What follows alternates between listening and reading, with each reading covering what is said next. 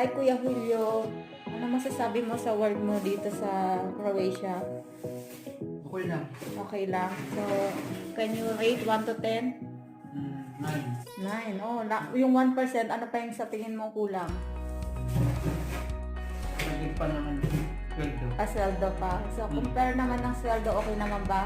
Okay naman. Okay lang. Pagod ka ba much? Minsan hindi. Minsan hindi. Eh, dati ba? Anong gusto mo? Dati o ngayon? Ngayon, Ngayon. So, anong masasabi mo sa mga kababayan natin gustong mag-abroad OFW Croatia?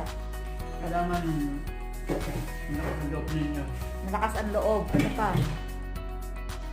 Kailangan may pera. May- Siya. Financial.